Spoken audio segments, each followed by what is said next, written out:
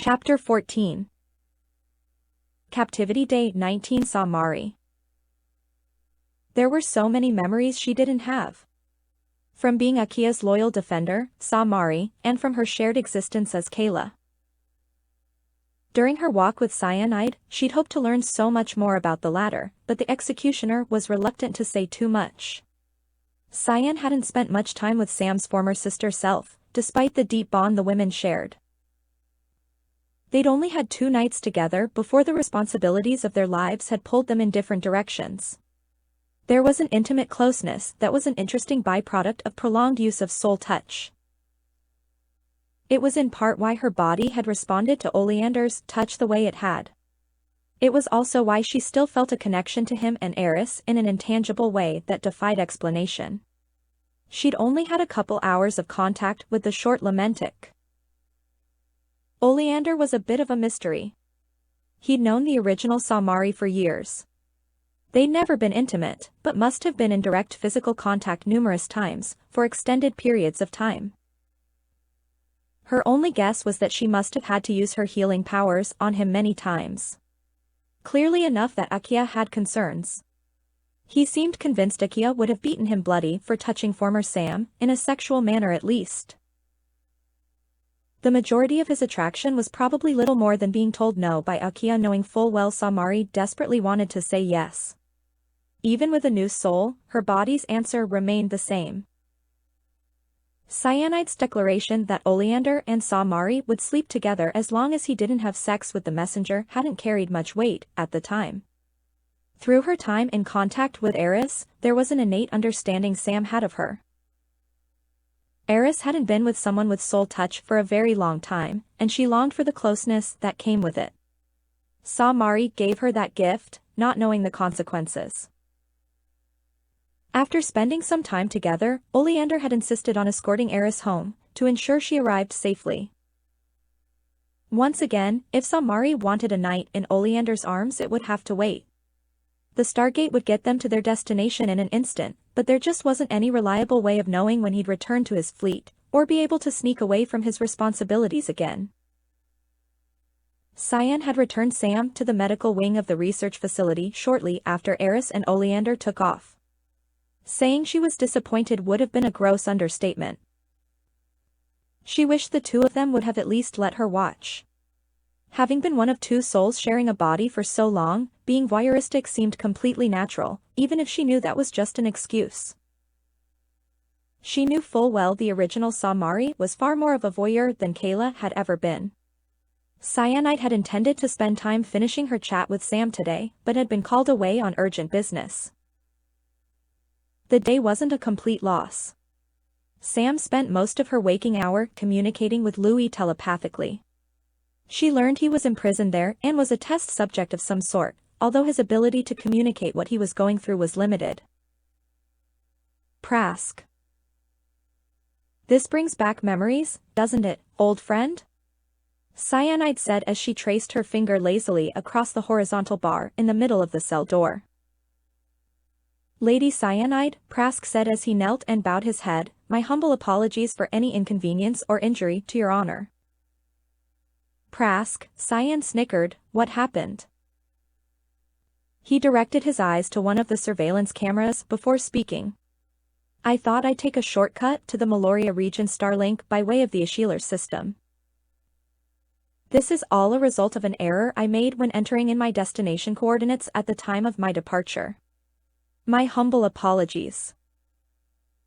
If I'd known the Samsaran plague was still ravaging the Echelon system, I would have registered a different flight plan when the Elvrin Port Authority contacted me.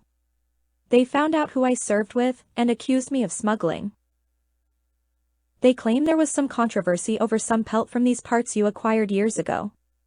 Naturally, I informed them that, you're not the sort to deal with fur smugglers. I assured them their records must be incorrect. They accused me of lying.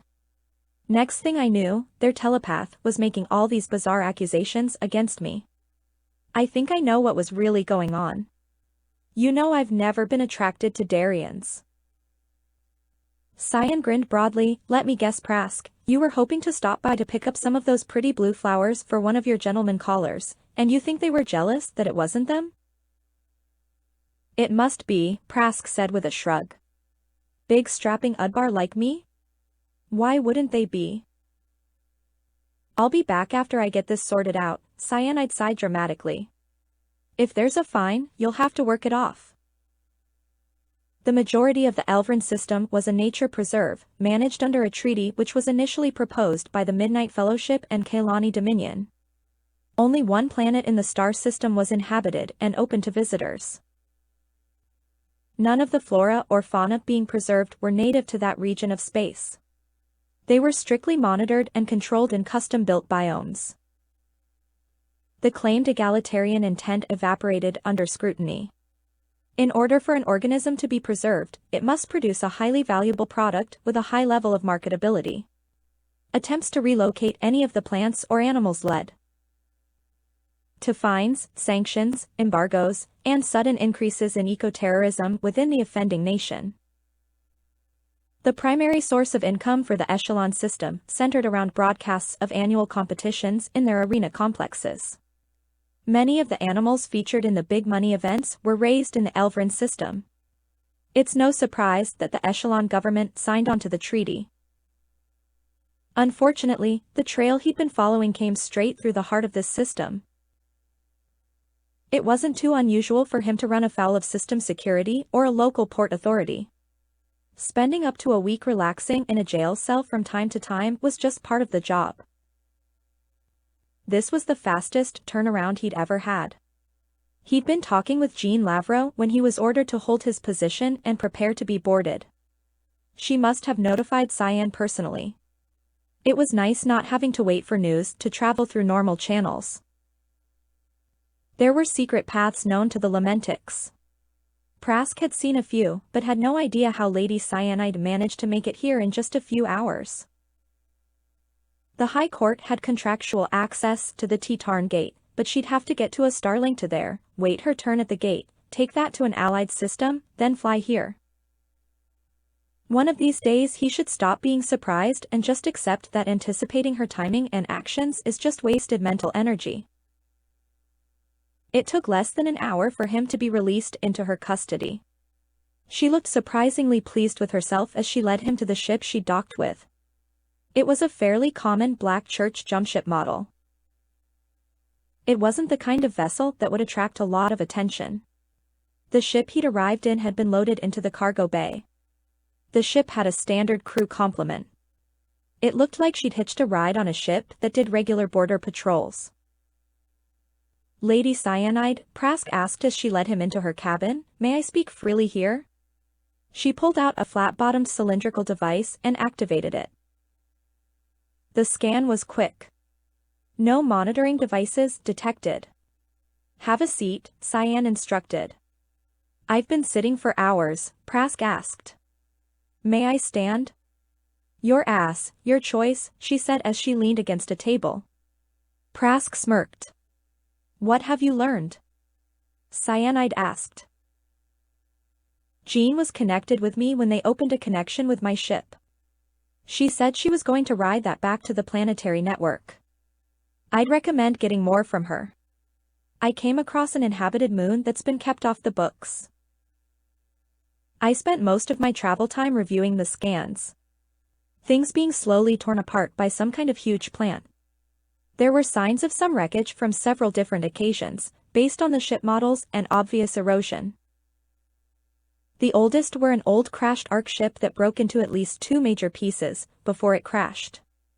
Based on the design, I'd guess it was manufactured at least 30,000 years ago, but those designs aren't updated often, so who knows? There was wreck from about a century ago, based on form factor and erosion Dareth design, from the looks of it. There were some primitive structures nearby. Pretty commonly found design. Standard step. Pyramids, nothing interesting. Whatever had been in that part of the moon predates the Ark ship, so must have been a thriving indigenous population. Cyan drummed her fingers on the table. "I'm getting there," Prask chuckled. There was a crater in one region that showed the telltale signs of Mystrium impact. Around that site, I found a few things of interest: a few downed black church and MNF ships with huts nearby. By the design, I'm thinking the survivors of that Ark ship, but there was one other thing I saw that cinched it for me. Near a mountain range I spotted a crashed Kaylani scout ship from around the same time period. What's your conclusion? Cyan asked with mild impatience. That Syntholo guy had himself exiled to that planet. My guess is that scout ship had been his. I'm guessing he felt partially responsible for whatever happened there, and went back to make things right. Check with your Black Church contacts. They should know more about the incident. Maybe 30 to 40 years ago. I'll look into it, Cyan said, as she jotted down a note. Continue. From the looks of it, the Terran settlement was around 10,000 individuals, give or take a couple thousand. There were vapor trails that led me from there to here. They were heading to the Echelon system, but this is as far as I made it. The Echelon region is still under quarantine. Their government has been keeping the numbers under wraps, and hasn't asked for help from neighboring systems with cleanup. It looks to me like they've abducted the entire population of that moon to clean up after the last round of the Samsaran plague. There have been outbreaks in the past, but it must have been really bad this time, if they've gone to the extremes. That's a hassle, Cyanide sighed. I was hoping to let my special guest visit her new body's homeworld. I wouldn't, Prask snorted.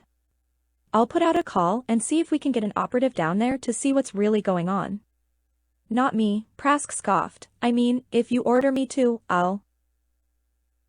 I'm not risking you, Cyan said dismissively. It's jumped species before. I haven't risked you needlessly yet, and I'm not starting now. I do have an assignment in mind for you, but I have to finish Samari's retraining first. Martial arts and Kobitanj are next on the agenda. Would you like me to assist? He asked. Why do you think I was in a rush to retrieve you? Cyan smiled. Tyrell. Kachina's reporting in. The transmission was crisp and clear. The ship registration ID and voice print all checked out. Gowrie, you're early, Tyrell responded. Did you have any problems once you made it to Kulkin? A blackbird visiting a secret kitty colony? No problem. They think size is everything. I'll have to thank TRO for the nail polish when I get back. Painting my talons red worked wonders. I wish I had brought one of the twins. Their claws are even bigger than my talons. I showed their people how to run that mining drone controller and the assembly ship, and their leader, Fakir, sent me back. I'll need you to review my sensor logs. I think the Xenon detected me on my return trip. Thanks, Tyrell grumbled. I'll have to come up with a safer way to deal with the bug problem by Najrok before you head that way with TRO's people. If you come up with a way to separate Ziku and Yari, you can bring one next time. Speaking of the twins. Yeah, there's been some word. Nothing good. Their mother's being held captive almost 2 standard weeks now. The Ashilar system is under quarantine. Syntholo's there somewhere. There's not much information available. It would take time to get you in, and even more to find him. I'm doing what I can. The connection was severed abruptly. The entire communication grid had crashed without any warning or error messages. The entire array was rerouting power to one of its subsystems. Fuck, Tyrell yelled as he grabbed a handheld terminal and a cable while rushing to a room near the server he'd altered in the event of an emergency. When they had first stolen the array from Cyberop Gregor, they all knew he'd eventually come to reclaim it. Gregor built the Kirame. There wasn't anyone else who could bypass the defenses and take control this swiftly. The wired mesh lining the walls of the small room would prevent external, indirect signals from reaching him. He plugged the cable into a port in the back of the server and the other end into his portable device. The direct signal would be his only way to interact with the control computer. As long as he didn't use his knack, it should be safe. He'd already had one cyberpathy duel with Gregor and wasn't dumb enough to try that again. He activated an encoded security alert he'd programmed shortly after taking control of the facility and set the terminal to passively monitor the systems. Keeping anyone from being exposed to space, or shot by internal systems, was all he'd be able to do now. Hopefully, it would be enough. The security message repeated endlessly, reminding everyone on board that they were under cyber attack, and use of power weapons or armor should be avoided. "Where's all that power going?" Tyrell muttered as he looked through the power consumption display. Having to do everything manually was so slow and inefficient. This would be nearly instantaneous if he could just use his abilities. All the transit systems were offline, so everyone was stuck right where they are. The twins and their baby sister were stuck in the main bay. The pygmy Karzan were spread throughout the facility, most of them were in small groups. The only person he couldn't find was Tro. Tyrell wasn't sure if he should be glad or relieved the full-size Karzan had already left. They tended to be impulsive and aggressive. The last thing he needed is some furball triggering some automated system.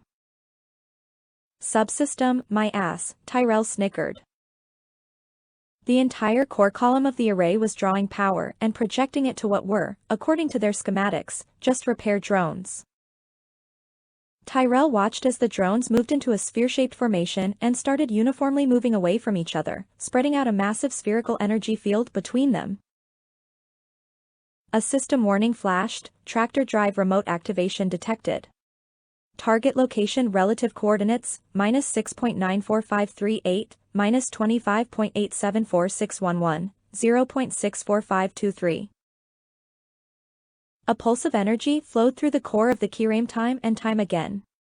The space within the sphere of drones shifted and distorted as something slowly began to take shape. Tyrell stared at the display in disbelief.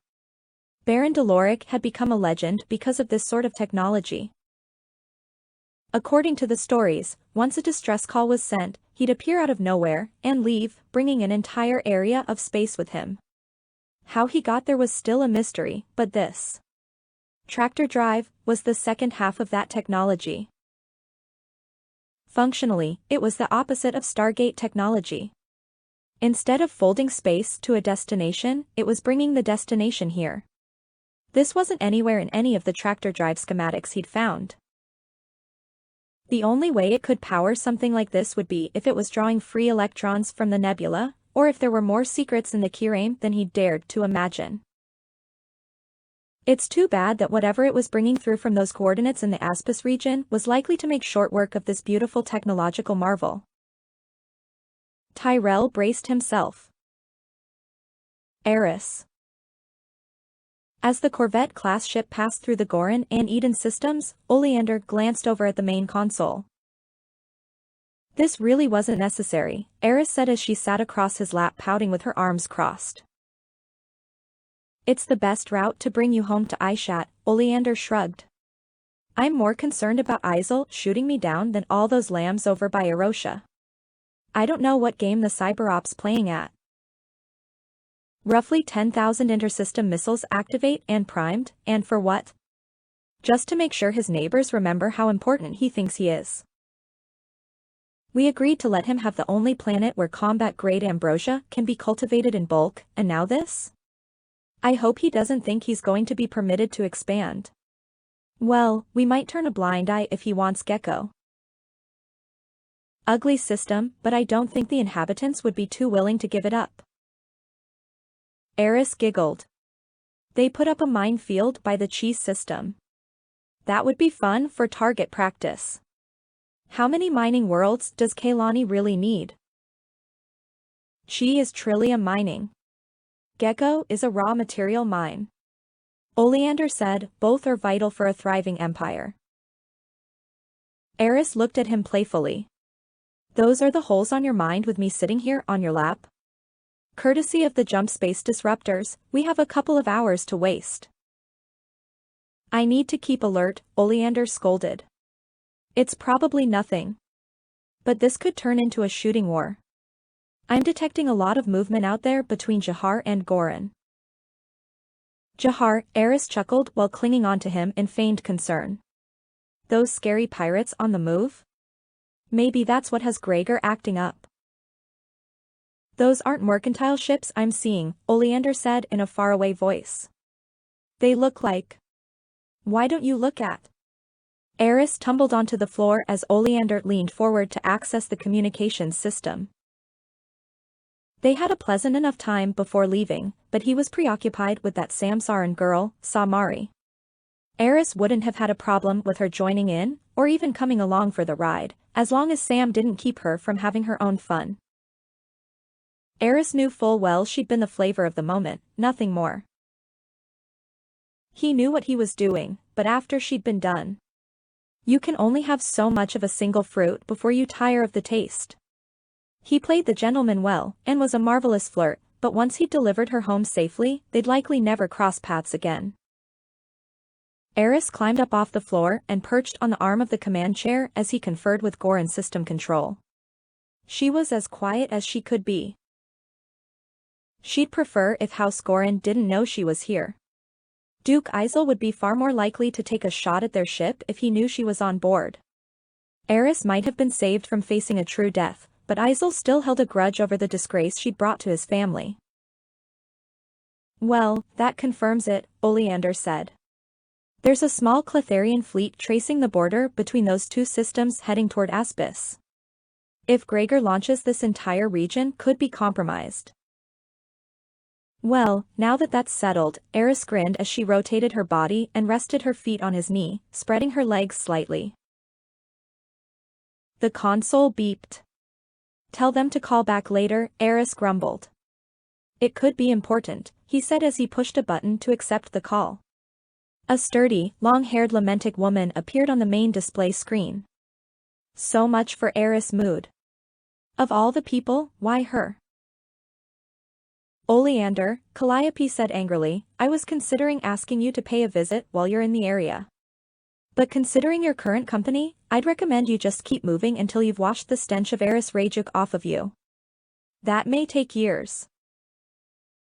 Eris swiftly dismounted the chair and slinked away.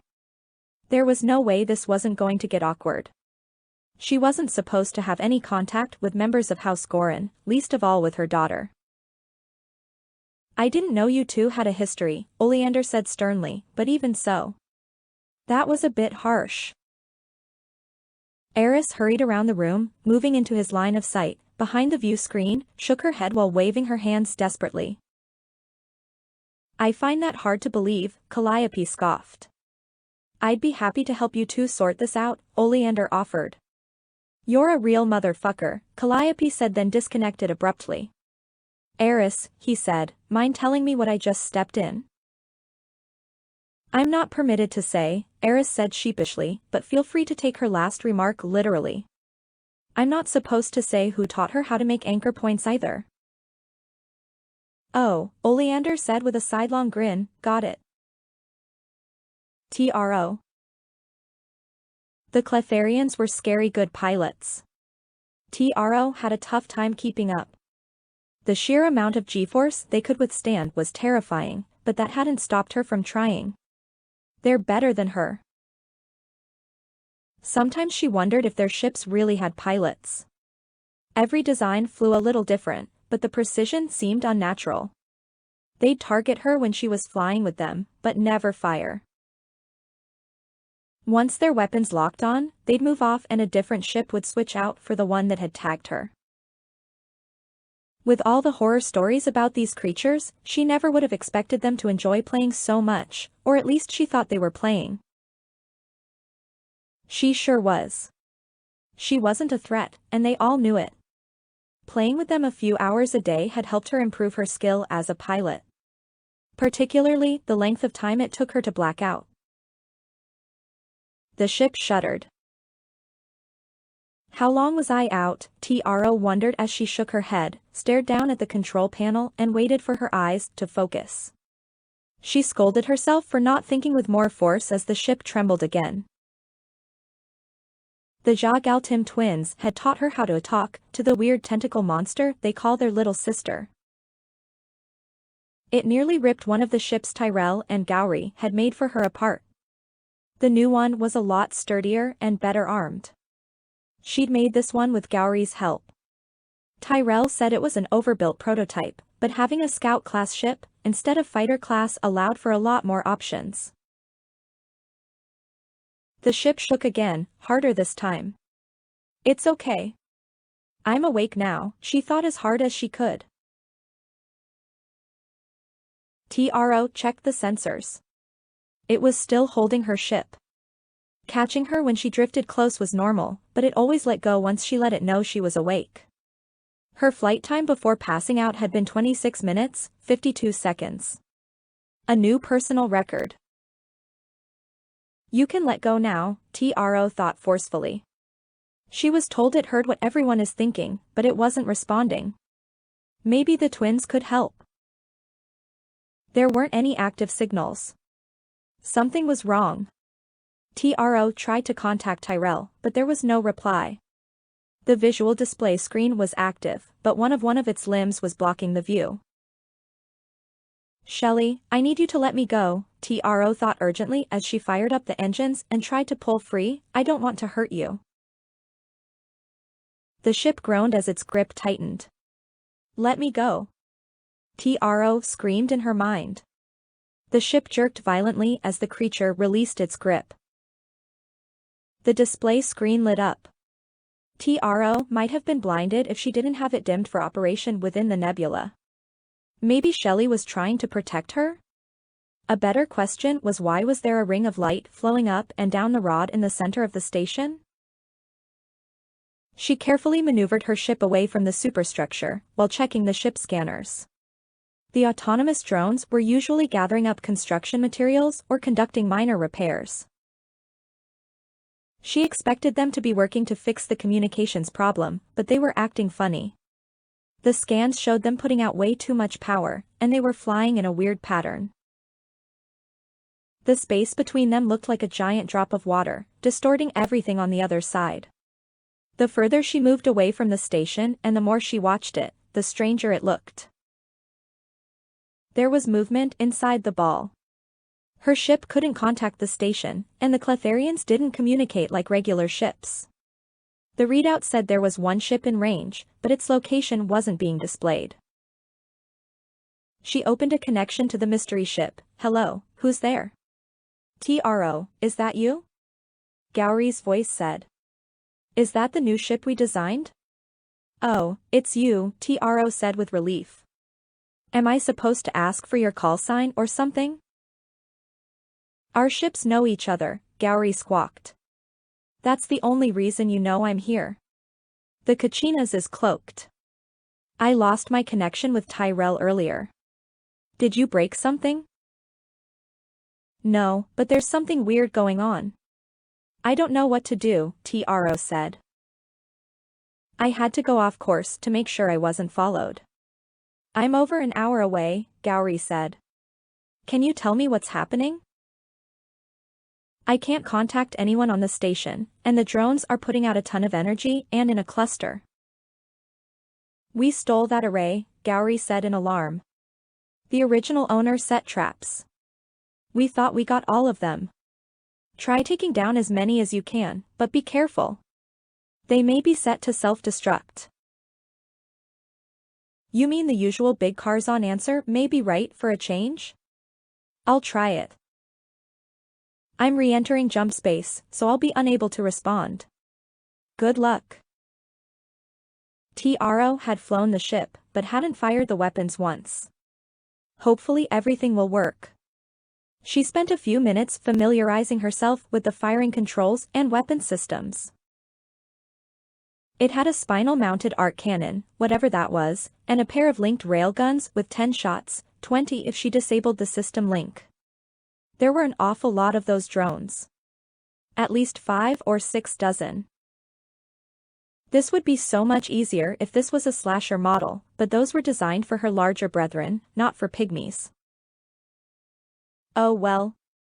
She'd have to think of something. There were a lot of them, but at least they weren't armed. Then again, they were already doing something they shouldn't, so she'd have to be extra careful. A round targeting sight with a diamond in the middle displayed in the center of screen when she activated the spinal cannon. The linked railguns showed an upside-down V-shaped targeting control, which could be adjusted 30 degrees to the left of right but not vertically. Unlinked, it switched to a pair of X-shaped symbols with no targeting control. Okay, twin guns, not turrets. They all follow the nose of the ship, with some adjustments on the rails when linked. The design had its limitations, but it was her design, and it was too late to change it now. She maneuvered a bit to get a feel for the targeting system. The railgun indicators flashed from red to orange, then transitioned to yellow, then turned green to indicate range. The arc cannon target overlay started black, turning blue just before the railgun sights turned yellow when linked, but unlinked it did something completely different. It showed all three as purple at extreme red range, and all three firing buttons blinked in unison. Then the arc stopped blinking until reaching its standard range, while the railguns continued through their normal sequence. Another symbol indicated the arc recharge time. TRO grudging admitted Tyrell was right. It was definitely over-designed. So, the arc was medium or extreme range, but only when unlinked, and the unlinkable railguns were long range. There was no way she had time to get used to all that. She unlinked the cannons to reduce her ammunition usage. She looked for some debris to take a shot at to get a feel for the arc cannon. She needed to know what it did and how long it took to charge before trying to use it. TRO sighed. She missed all her brothers and sisters, but Miyako and his unlikable Cheshire moments most of all. They all picked on him for being randomly impulsive, but it sure kept things fun. If he was out here with her, while she was stressing over the seriousness of the situation, he'd be goofing off like it was all some dumb game. Maybe he's the smart one, TRO scolded herself. If I think of it like he would, all I have to do is convince those Cletharians to play with me. The cannon indicator light turned blue, focused on a twisted piece of scrap floating in the distance. She double-checked the nose angle and pulled the trigger. A round ball of energy sped away from the front of her ship. As it neared the target, slender bolts of electricity arced to the metal bits within the debris until making impact. It took almost 3 full seconds for the cannon to recharge, and slightly longer for the electricity to stop flashing and sparking its way around her target. So that's the arc cannon, she muttered as she turned her attention to the drones. The objects inside the bubble had become much clearer. Now to test the rail guns and convince the Cletharians to help her. She gripped onto the control sticks and pushed down on the throttle pedals with her feet. The pitch was controlled by spinning ball-shaped thumb controls built into the control sticks. She rested her fingers lightly next to the firing controls as the ship sped toward the drone formation. She kept the ship lined up with a drone on the right side of the sphere, waited until the X indicator on the left turned yellow and pulled the trigger. The ship spun out of control. TRO screamed, while maintaining a death grip on the flight controls. She wasn't sure what happened, or even what direction she was spinning. She took her feel of the throttle and spun the wheels on the flight sticks, trying desperately to get the ship back under control. She didn't want to fire again. She had no idea where she was, or where the ship was pointed. She could hit the array. She lurched forward against the harness holding her in the chair. The flight slicks flew from her grasp. She struggled to maintain consciousness while trying not to expel the contents of her stomach. The ship warning sirens blared. Her vision was blurred and grew dark. She couldn't read the warning. TRO swatted at one of the control sticks. She clipped it with one of her claws, but couldn't quite get to it. The momentum of the spinning ship was keeping it just beyond her reach. The ship lurched. A scraping sound resounded through the cockpit so loudly it drowned out the siren. She frantically grabbed onto a stick as it swung toward her. She felt the firing button under her finger. The ship lurched and swung in a new direction. The ship was moving slower and the siren and the painful scratching sound had stopped. Her head was spinning, her breathing ragged, her heart was pounding. She was in a debris field. The nebula was far too distant, and she could see stars that weren't where they belonged. She didn't know what happened or even where she was, but at least she was alive. It took some time to calm herself down. She was grateful for all her practice, and proud of herself for not passing out. That last shot had propelled her away from a large mass floating in space. The ship's sensors weren't picking up any energy signatures. She could only tell it was there by the way it blotted out the nebula beyond it. She was still moving. She'd have to deal with that before accessing her situation. TRO quickly checked the ship's systems. According to the readouts, the railgun and main engine assembly on the left side of the ship was gone. She wouldn't know if it was broken or sheared off until she could visually inspect the ship. The main drive checked out. The thrusters were intact. TRO needed to find a way to disable the engine on the right, or risk going into another spin. It took some time. With an occasional nudge, a push here and pull there, she managed to cancel out almost all of the ship's momentum.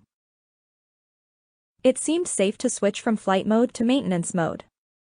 She let go of both control sticks to let them return to their default position, grabbed the poles below the handles, rotated them until they locked in place, then slid them down into the floor until they clicked. A metallic arm lowered from the ceiling. The administrative console was displayed on the main screen, which could be controlled using a clear panel affixed to the arm as a touchscreen. She could finally relax and check the diagnostic logs. There was a major flaw in the design. The engines weren't designed to compensate for the momentum generated by launching the projectile. She'd have to fix that once she got back. If there was still a station to go back to. One of the components he insisted was unneeded, a waste of hull space and resources, was the deep space scanner and communication setup. TRO smiled with smug satisfaction as she activated the hardware. Indicators displayed on opposite corners on the bottom of the screen. One said seeking, the other said scanning. The scan continued as the seeking indicator started returning results. It said there were about a half-dozen lightwave relays in range and prompted her asking which one she wanted to connect to. TRO clicked on the first entry. It gave her an error message saying, "Jump sled not found." She didn't recognize the symbols used to identify any of the others. TRO shrugged it off and started working her way down the list. Access denied, key file, invalid, mmregid, not found, error 32, unregistered transponder. Fault, unrecognized data stream, passcode required. She scowled. Only one of the entries hadn't locked her out completely, but it was asking her to type in some code she didn't have. What was the point of having so many available transmitters if none of them could be used? All she wanted to do was let everyone back at the station know she was okay. Lost, but alive. She stared at the scan symbol as it continued scanning the star map sector by sector, looking for a match. It had been moving in a circle outward from the starting point. She could change the search area, but she didn't know where to start. This entire area of space was within a ribbon nebula, which limited it to 2, maybe 3, possible regions on the full map of Corellis, none of which she knew anything about. A light flashed on the screen. Someone was scanning her ship. It was probably in response to her attempt to connect to their transmitter. It could be an automated response. She'd have to turn off maintenance mode if she wanted to run a scan of her immediate area. She really didn't want to abort the deep space scan and have to start it all over. TRO decided to take her chances. All she did was try to connect to a communication satellite. There was no reason to worry about being scanned. It's not like she did anything aggressive. Wait, where was the railgun facing when she fired? Accuracy dropped as range increased, but it kept going for a while beyond that. They could travel forever if they weren't designed to dissolve at extreme range. Tyrell told her this was part of some treaty intended to prevent million-year-old ordnance from starting new wars. The unknown scan of her ship passed uneventfully. The deep space scan continued. The more time passed, the more nervous she became. Her people, both varieties, had good instincts. They were pretty good at gauging who they could and couldn't take in a fight, and could fairly reliably tell when someone was about to start a fight. It didn't translate well in terms of space combat, but well enough to make them a useful tool for Def Corp. When Taro felt threatened, she always felt a tingle through her fur, starting at the nape of her neck, slowly working its way down her spine. The more danger she was in, the further it would reach.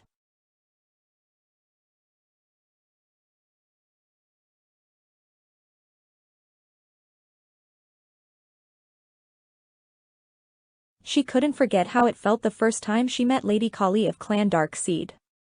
That was the first time that tingle ever made it to the top of her tail, and she hoped it would be the last. If Kali was that frightening in a good mood. Taro winced and shook her head. She felt a little tingle after that scan, but it was staying right between her shoulders.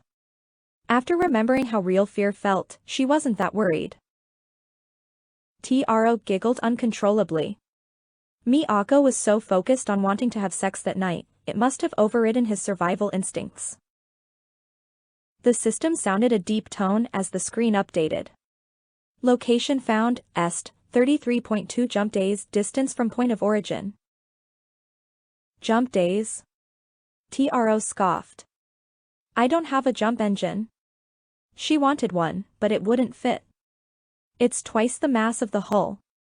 Wait, it gave her a jump sled not found error earlier. Was that the auxiliary component she told the station not to make? It didn't specify what it was. She pulled out her tablet and looked for a jump to warp conversion program online. The maximum ship speed was X2 warp, which would translate to 166 days, but without using her secondary engines, she'd be stuck at normal warp. At that speed it would take more than a year. She brought up the nearby systems list to see if it would give her a better idea of where she was. Aspis, Carvel, Seer, Chi, Eden, Aishat Elu, Gecko, Gorin, Jihar, Wodarm. Taro scolded herself for sorting it alphabetically. Only one name was familiar to her. The Jihar system had been purchased by Baron Deloric. There had been some debate as if he'd renamed it to honor Jerem. Vakir resolved the argument by insisting his brother only honors himself. Jihar was 1 day jump away, which at her current speed would be just under 13 days. Longer, actually.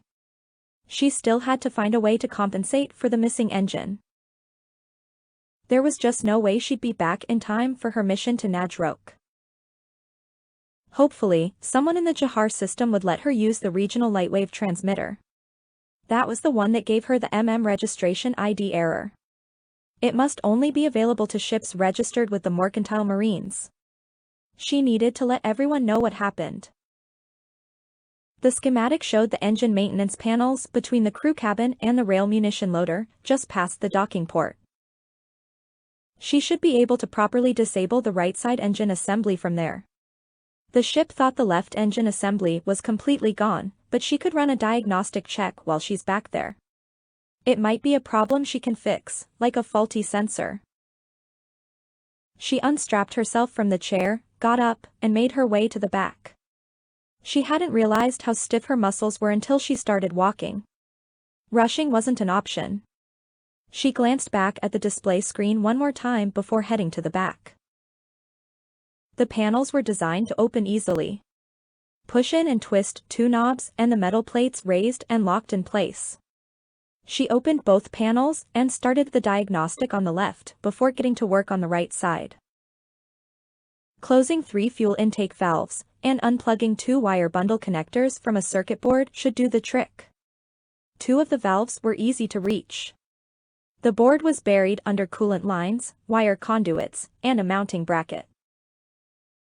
She didn't have the right tool to remove the bracket, or a flashlight, so she'd have to do it by feel. She worked her upper body through the hole in the wall, and wiggled until she had just enough light to tell where the board was. She felt around the lip of the mounting bracket. One of the connectors was easy to get to, but a bit tight. She worked it from side to side until it came free. The second plug was wedged under the plate. Tro extended her claws for a better grip. She tugged at the top right corner of the bracket. She struggled with it until the bracket bent back just enough that she could reach the connector. Next time I design a ship, she grumbled as she tugged on the wire bundle, I'm going to make it easier to work on. She carefully backed out of the hole so she could get another look at the third valve. It was really far in, on the top side of the maintenance compartment. Gowrie probably had a tool for this. That crazy bird seemed to have a tool for everything. Tro scowled. Miyako would do this, Gowrie would do that, her team would take care of. Whatever. Maybe that's how the Karzon have been controlled for so long.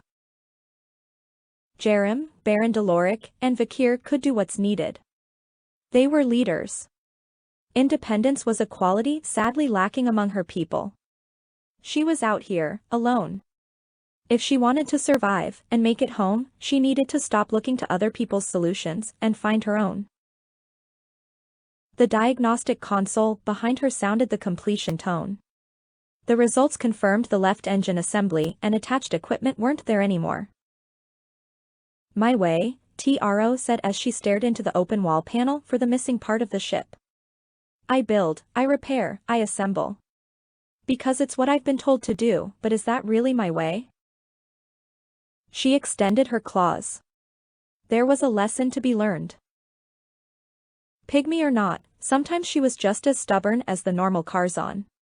She looked back at the valve on the side she'd been working on, then across at assorted bundles of wires that were once important, but now served as little purpose as she would if she didn't find a way home. Breaking something on purpose, Tro said to herself as she crossed the corridor.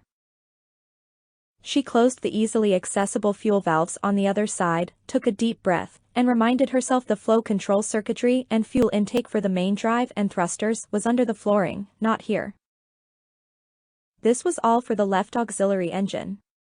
The railgun reloading mechanism was partially pneumatic, but that and the ammunition was further forward. I don't need any of this, she reminded herself forcefully, as she tore out the same circuit board and mounting bracket from this side that she'd taken so much care with on the other. This went against everything she'd been taught, going back to her childhood. Don't break it. Be careful. Don't make a mess, Tro giggled maniacally. It seemed so wrong to her. She even felt a little guilty as she seized hold of more and more of the very important trash, tore it out of the wall panel, piece by piece, and flung it onto the floor. She reached in and closed the final valve on that side. So much for the left, Tro said happily. Now to finish with the right engine. She looked on the floor for a length of cable long enough to reach the other valve. She had avoided yanking the largest cable, which was connected to the diagnostic terminal, but the only remaining options were too flimsy. It'll be fine, Tro reassured herself as she dug her claws into the largest, mesh-wrapped cable, braced her feet against the wall on either side of the opening and yanked with all her strength. She winced at the sound of unseen cable ties snapping behind the wall as Tro continued pulling and tearing at the long mesh-wrapped cable. Snap, groan. Snap, snap, creak. Scrape. Whine. Tro sailed across the hallway as the last clamp snapped. She instinctively lowered her head, rotated her tail behind her like a rudder, twisted and contorted her lower than upper body, as she reached out, cable still in hand. When she impacted with the opposite wall, the slack continued a short distance past her, catching on something within the right side access area. She blinked in disbelief, her legs spread, resting against the walls on either side of the hole. The long cable wrapped around the end of the pull lever to seal the fuel valve on the right side. In her panicked state, she'd managed to switch sides and lasso the very part she needed to pull. Hope the ship recorded that, she giggled just before the lever rotated, closing the fuel valve, sending her backward onto the floor. Her butt hurt, but at least she was done here. They say felines always land on their feet. It's mostly true, but when your body decides down is a different direction than the floor, things are bound to get uncomfortable. TRO huffed irritably as she got up off the floor and headed back to the front of the ship. As she passed through the sleeping area, she saw lights flashing on the main console. TRO rushed to command chair and strapped herself in as quickly as she could. Her hands were a little tender from working in the back.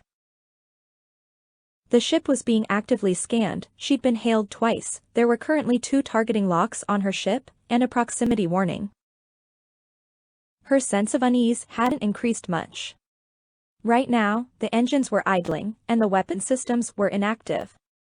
That would all change once she returned to flight mode. The ship was nearly blind in maintenance mode.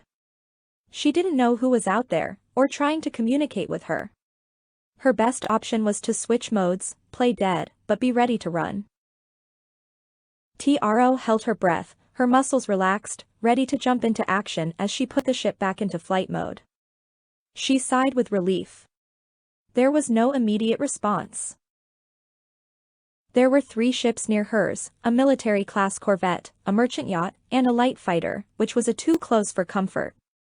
She was outgunned, outclassed, and without the secondary engines it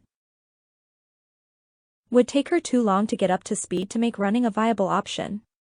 The 2 main shops were just sitting there, maintaining a target lock on her little scout ship. The fighter must have stopped its approach after the second ship arrived. She activated the communications system in passive mode so she could listen in. It quickly became clear the yacht commander was with the Mercantile Marines. He was claiming rights to her ship due to a regional salvage contract. The corvette insisted they had priority because the ship had fired a shot which violated Goran system space. According to the star map, her ship was slowly drifting further away from Goran space toward a system called Elu. It sounded to her like the mercantile captain was waiting until she drifted far enough that Goran would have no further claim, but the man on the corvette didn't sound stressed. Maybe he was there because he had to be, and wanted an excuse to not have to deal with her wayward ship, or maybe he had another card to play. TRO studied the map of the region. She was in an area of space below Aspis, on the border between Goran and Rayjuk-controlled space. The Mercantile Marines operated out of the Jihar system, which was diagonally up and to the right of Goran, and equidistant to the direct right of Aspis. In another 5 to 10 minutes her ship would drift into an area where it would be clear who had claimed to her ship, unless she spoke up, but that could make her a target. The fighter wasn't stationary. TRO suspected the yacht was directing it to use the gravity of the vessel to slightly adjust her drift. She kept listening. The merchant ship was looking for salvage. Her ship had an expensive sensor array, so it was clear what they were after. What about the military vessel? What did they really want? This couldn't just be about a single stray shot, could it? Maybe that was about the sensors, too. Maybe they think her ship was spying on someone. She was going to be captured by one of them. She could either do her part to choose which, wait for them to decide her fate, or... She stared at the display trying to think of a third option. A full-size Karzan would go down fighting, so that was the wrong answer. TRO chuckled softly to herself. Mongoose, please respond, the captain of the yacht said over the open communications channel. Did they hear me? TRO thought to herself nervously. Loud and clear, a woman replied. It was a strange sensation. She hadn't heard it with her ears. It was as if the voice had spoken inside her skull. Both of the ship captains were distinctively male, so who was that? The fighter pilot maybe. They must be telepathic, like the baby weaver. Who are you? TRO thought as forcefully as she could. I need help. If you scream like that one more time, the woman cautioned, I'll rip out your brainstem with a melon baller. Okay, I'll let you handle it, the captain of the corvette said quietly. I'm glad you're finally willing to. I wasn't talking to you, the corvette captain scoffed. Mongoose, please respond, the yacht captain repeated irritably. Sorry, Tro thought quietly. Better, the woman answered in her mind. Mongoose, are you having communication system problems? The yacht captain said. What's a mongoose? Tro wondered. This your ship's name, the woman's voice giggled in her head. Mongoose, if you can hear me fire your reverse thrusters, the yacht captain said. That would push her more rapidly into Rajuk space. The captain of the other ship wasn't objecting. She suspected the merchant yacht captain was about to outmaneuver himself. I'm Tro Frosttail, she said timidly.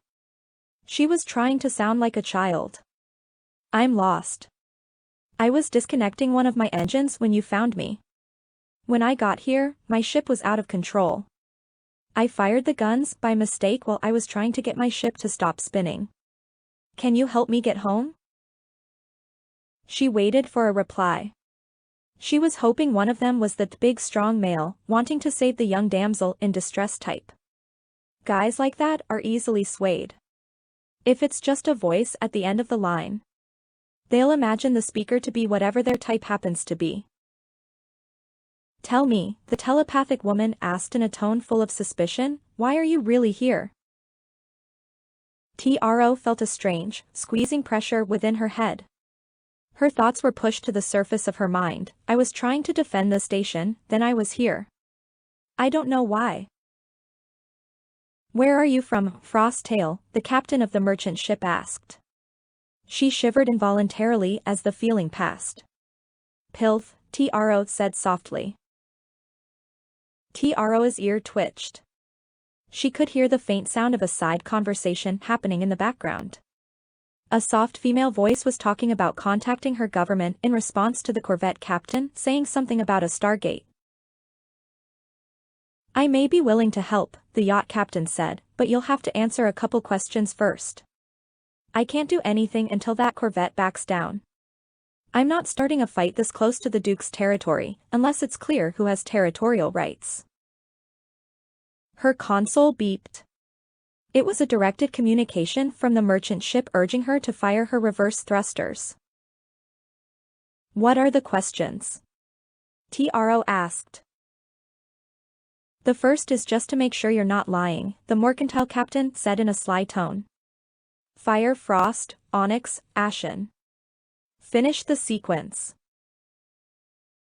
Storm and Spring, she answered excitedly. Those were all tail clans. He must be familiar with Pygmy Karzon. You said you were from Pilf, the yacht captain asked. What is a member of an impoverished species, from a backwater homeworld, doing all the way out by Pilf in an unregistered ship model? I'm confused, Tro said as she brought up a display of her ship registration. It says right here that the ship is named the Mongoose, and there's a registration number. Careful, the woman thought to her, although Tro had no clue why. Don't toy with me, he sounded angry. I said the model isn't registered. Tro stared at the screen in confusion. All the ships manufactured at the shipyard on Carmel had additional lines listing the ship model, where it was built, and what empire it was made for. None of the ships designed by Tyrells had any of that. Just a ship name and Information Society registration number. She had worked at the DevCorp shipyards on Carmel for over a decade. She was in management because of the color of her fur. She'd seen wreckage from the raider ships that attack her home system periodically. They don't have any of that information either. Did he think she was some kind of criminal? Maybe that's why the woman on the Corvette had warned her. He may be hoping to collect a bounty. Then he could just turn her over for money and sell off her ship for parts. She had spent too much time being told who she should and shouldn't trust. She hadn't developed a reliable way of judging for herself. When she first met Lady Darkseid, she was convinced she wasn't trustworthy, but the strange woman turned out to be their most valuable ally. Tro panicked internally. Her people didn't have telepaths. She hadn't dealt much with them or know what they were capable of.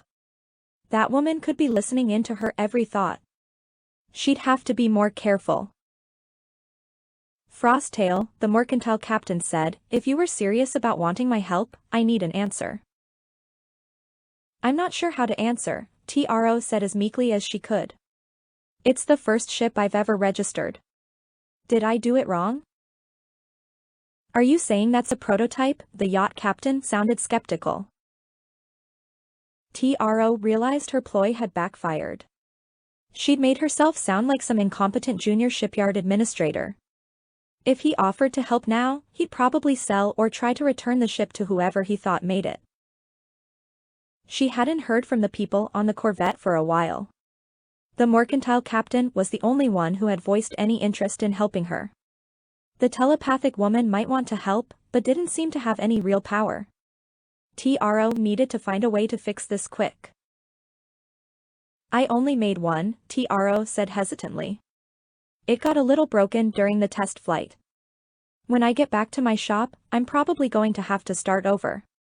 It's not good enough to sell yet. Does that make it a prototype? Proof of concept, the Corvette captain said. His voice startled her. Tro didn't think he was still listening.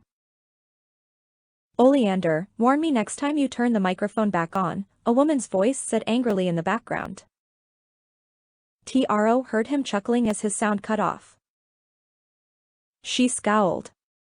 Here she is trying to figure out how she's going to survive this debacle, and they're over there just listening in for their own amusement. She didn't understand why they were still here. They sounded like they were enjoying the futility of her desperation. Where did you get the parts? The merchant ship captain asked as her ship jerked forcefully. While passing around behind her ship relative to the Corvette, the fighter had given her ship a bump, pushing her just over the Rajuk territorial boundary. Trash picking, Tro said. I work at a shipyard, I fixed them up and built a hull to house them. She hoped her answer would make her sound like a useful enough tech to make her worth saving. LHC prerogative, it's time for you to withdraw. The mongoose has just officially entered territory where I have clear salvage rights, and your Goran assistance request has no bearing. I, Commander Cromwell of the Centaur Merchant Yacht, am formally instructing you to withdraw or be destroyed under the Authority Mercantile Marine's legal charter. Am I on? Now, the female's voice asked. She heard someone laugh. The fighter and yacht maneuvered into an attack formation. The mic is live, the Corvette captain, Oleander, said with a playful chuckle. You know they can't see you. I hope the change in your posture is for my benefit. Is it working for you? The woman teased. Maybe a little, Oleander chided. Prerogative, withdraw now, Commander Cromwell demanded forcefully. She was stuck in the middle of a territory conflict between two ships. Her little scout ship weighed in at a little over the normal 500 kiloton standard maximum, although it was probably less than that now that it was missing an engine. The fighter that was keeping close to her was around the 300 kiloton mark. The Corvette was a little under 2,000 kilotons, and the merchant yacht was easily 4,000 kilotons, but a good portion of that was the fighter bay and cargo pods. If the ships ended up fighting, it would be bad for everyone involved. The fighter was a soft target. The damage to her ship was a major liability. Her ship wouldn't be as fast or maneuverable as she was used to. The mercantile captain seemed confident. Was he expecting Tro to help on his side if a fight broke out? She wasn't getting involved if it did, and the pair on the Corvette weren't taking his threats seriously. That made her nervous. What were they? Put me on screen, the woman said irritably. Shouldn't you put something on first? Oleander teased. Silly me, I forgot, she giggled.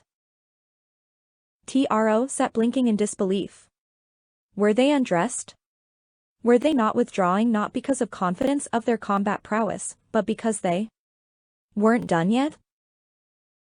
Are you fucking kidding me? Cromwell roared. Target their engines. Are you sure? One of his subordinates asked nervously. That ship is registered to Oleander, will you hurry up and pin me? The odd woman said aloud as she thought to Tro, now would be a good time to get out of our line of fire. An image appeared on the communication screen of a woman with milky white skin, long white hair, wearing a disheveled black nightgown and collar. An unfamiliar military insignia was pinned lopsided on the left side of her dress. She was shaped like a Terran. There was a man sitting in a command chair behind her who looked like a giant in comparison. His hair and skin were a darker shade of white. His uniform was red and black. Do the smart thing and keep it in your launcher, Cromwell. I'm Eris Rajuk, and you're all in my family's territory now.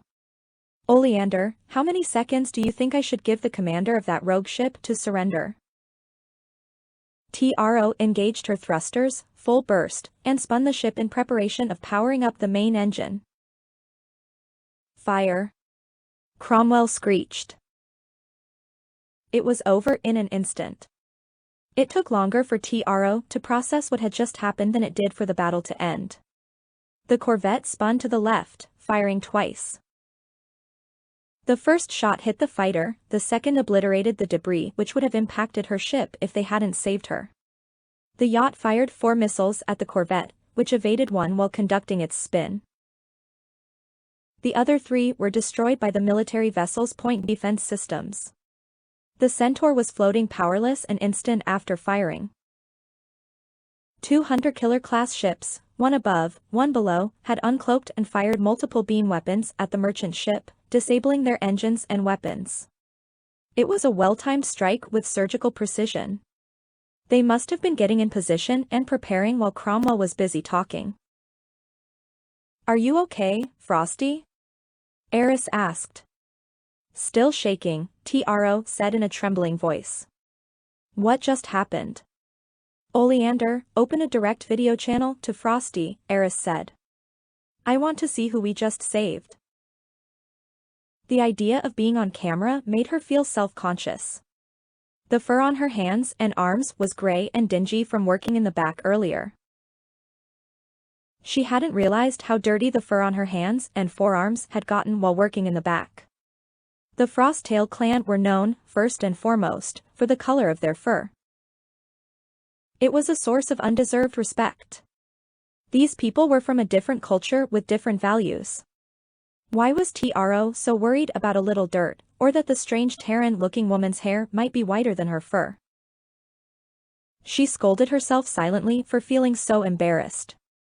She'd been raised to have pride in the color of her fur, even if she wasn't pure. She had spots. She didn't have the right to be vain about it. It's okay, Eris' thoughts flowed into her mind, soothing her, I just want to put a face to your mind. It made sense enough to Tro, but was an odd way to look at it. Telepaths were weird. Her embarrassment deepened at the sound of Eris giggling in her head.